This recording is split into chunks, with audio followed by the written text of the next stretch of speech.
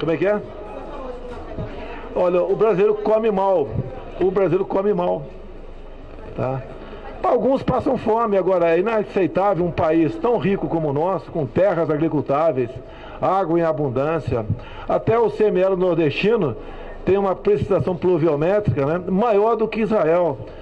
E falei também na questão das PCHs, Pequena Central Hidrelétrica. Você leva 10 anos para conseguir uma licença e qualquer hectare de água produz de 10 a 15 toneladas de tilápia por ano. Então, um país aqui que a gente não sabe por que uma pequena parte passa fome e outros passam mal ainda. É?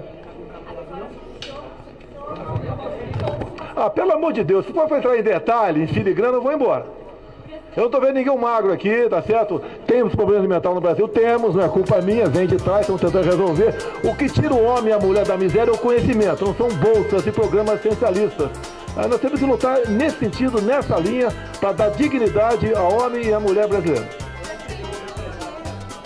Tá. Ontem foi o Davi Alcolumbre pediu uma audiência com e ele entrou com 2 empresários. Depois foi colocado na agenda. Nada de ultra secreto, reservado. Digo a vocês, até o momento, 6 meses de governo, ninguém foi na minha sala e falou, mude uma vírgula nesse decreto que a gente conversa lá fora. Eles foram tratar com o Davi Alcolumbre com toda a certeza, preocupação com a possível desidratação do FGTS no tocante a Minha Casa Minha Vida é natural, cada um luta por seu espaço. Está mantido o mesmo percentual. Os empresários tiveram lá fora com a equipe econômica que eu convidei para vir ao Palácio e saíram satisfeitos e vai ser mantido o programa do FGTS. Oi. Tá. Olha, é um direito de todo mundo fazer greve no Brasil. Logicamente, algumas classes, como a minha da Força Armada, não têm esse direito e não estamos lutando por ele. Os caminhoneiros são uma classe importantíssima para o Brasil.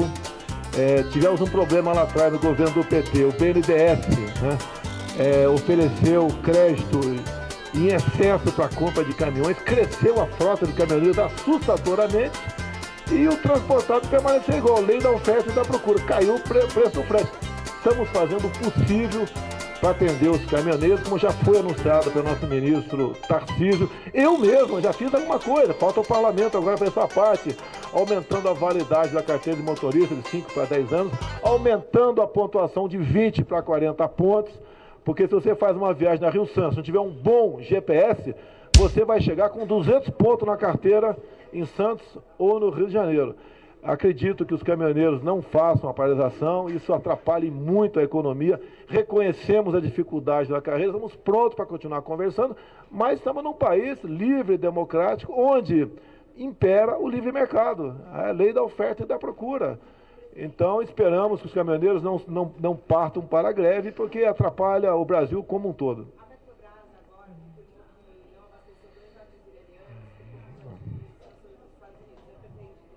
Existe esse problema, os Estados Unidos, de forma unilateral, pelo que me consta, tem embargos levantados contra o Irã. As empresas brasileiras foram avisadas por nós desse problema e estão correndo o risco nesse sentido, e o mundo está aí.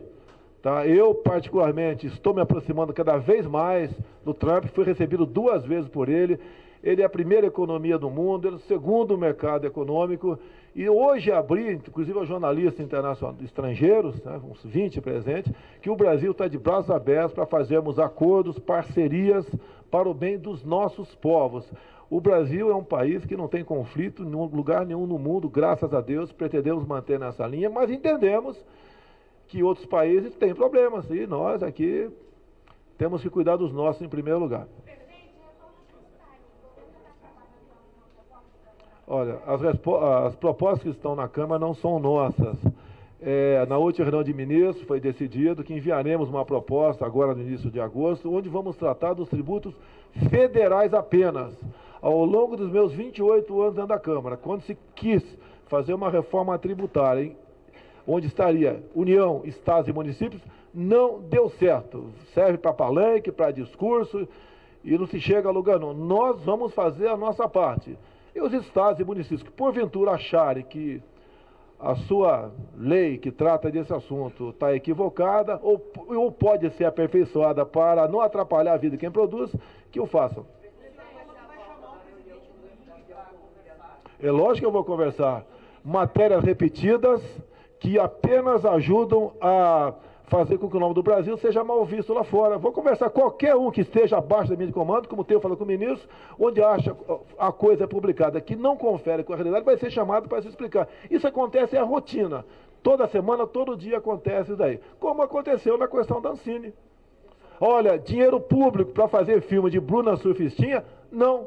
Então o que eu fazer? Eu estou trazendo o pessoal do conforto do Leblon para o Rio de Janeiro, aqui para Brasília, e pretendemos sim mexer, deixar de ser uma agência e passar a ser uma secretaria subordinada a nós. Parabéns à esquerda no aparelhamento, né, não só de pessoas como de instituições. Você tem agência para tudo, com mandato eu não posso fazer nada, fico completamente amarrado no tocante a isso daí.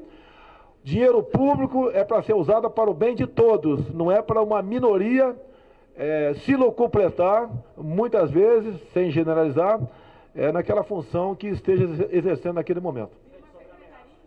Ameaça, eu li a matéria da Veja, qualquer chefe de Estado, né, tem, logicamente, ter sua segurança e corre risco de ter a sua vida ceifada. A preocupação sempre vai existir. Li a matéria da Veja e as conclusões sobre ela estão a cargo do general Augusto Heleno. É uma ideia virar uma secretaria. Não, é ligado a um ministério, não sei qual ministério, se vai ser do Osmar Terra ou não, vou conversar com ele. Interessa que a cultura vem para Brasília e vai ter um filtro, sim, já que é um órgão federal. Se não puder ter filtro, nós extinguiremos a Ancine. Privatizaremos, passaremos ou extinguiremos. Não pode dinheiro público ficar usado para filme pornográfico. Não pode dinheiro público ficar usado para fins pornográficos, só isso. Culturais, pô, temos tantos heróis no Brasil, e a gente não se fala desses heróis no Brasil, não toca no assunto. Né? Temos que perpetuar, fazer valer, dar valor a essas pessoas que no passado deram sua vida, se empenharam para que o Brasil fosse independente lá atrás, fosse democrático e sonhasse com um futuro que pertence a todos nós. Não tem ódio, é decisão presidencial, que passa, obviamente, pelo Senado Federal. Isso pode acontecer. Pessoal, olha só, tudo que já falei para vocês sobre Eduardo Bolsonaro, ele vai ser vitrine. Tu acha que eu ia botar uma pessoa que não tivesse competência para exercer uma nobre missão como essa? Você pode ver os últimos embaixadores do PT nos Estados Unidos. Me aponte uma ação deles favorável ao Brasil. Como tive Israel, o embaixador de Israel naquele momento do PT, foi para a Palestina para não conversar comigo. Então não podemos ter embaixador escolhido pelo critério ideológico para frequentar pontos-chave no Brasil. Já está tudo certo. Não formalizamos ainda não. Tem uma agreement, tá certo? Já deve ter mandado ali isso é uma praxe, está num acordo, se não me engano, uma legislação aí de Viena. Nesse sentido, temos que fazer isso aí. Duvido, acho muito difícil ter um negativo para os Estados Unidos, e ele vai ser o nosso cartão de visita lá, sabe da tremenda responsabilidade que terá pela frente. Você pode ver, quando o tio de Santiago, que não foi reeleito federal em 2002, foi para Cuba, ninguém falou nada. Para o tio de Santiago, Cuba era um paraíso, ele falou para descansar, tanto é que engordou muito mais, né? Saiu mais pesado do que quando saiu daqui. O meu filho está indo para trabalhar nos Estados Unidos, ele tem um relacionamento com vários países, e não se exige isso. E não é nepotismo, segundo o Supremo Tribunal Federal.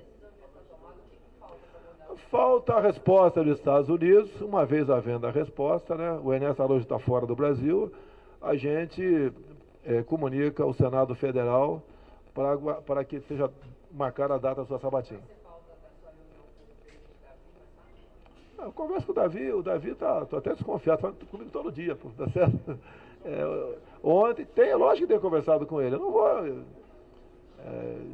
ser, assim, não ter o devido cuidado para uma indicação tão importante como essa. Poxa, eu entro em campo para ganhar o jogo sempre, né? Eu acho que o Senado vai fazer uma boa sabatina e tenho certeza que será aprovado. Agora, talvez haja o viés político por parte de alguns, paciência, eu espero que ele seja aprovado. Agora, uma coisa, Eu posso hoje exonerar o Ernesto Araújo e botar meu filho ministro das Relações Exteriores. Posso ou não posso? Ele vai ter, sob sua ascendência, entre representações de embaixada, mais de 200 no Brasil. Tá certo? Eu falei que eu posso, não vou que eu vou fazer. Eu tenho coisa no tempo verbal. Então é isso que acontece. Tá certo? E não quero fazer isso daí, te respondendo já, porque o Ernesto está fazendo um trabalho excepcional lá. Agora, quando está na frente do MRE, o motorista do Marighella, como o senhor Luiz Nunes Ferreira, ninguém fala nada. Tenham paciência, poxa. Você acha que eu sou uma pessoa que não tenho responsabilidade com o meu Brasil? Tenho, pô. Estou cumprindo uma missão. Não é fácil, mas se Deus quiser, dada a assessoria que eu tenho, meus ministros, amigos, como tem alguns do meu lado aqui agora, a gente vai cumprir essa missão. Eu pretendo entregar o Brasil em 23 ou 27, muito melhor do que eu recebi com uma crise moral, ética e econômica. Arrebentaram com o Brasil. Sempre falei durante a campanha, se fizermos uma boa reforma política, como diminuir o número de parlamentares, federais, estaduais, municipais, entre outras coisas, eu abro mão da reeleição. Cara, enquanto eu estou vivo, meu coração estiver batendo aqui, eu vou estar na política. A política aqui não sai da gente nunca, né? Eu me sinto, quantas vezes, um deputado federal. Eu me sinto aí o Hélio Negão dentro do parlamento, quantas vezes, tá certo? Está no nosso meio.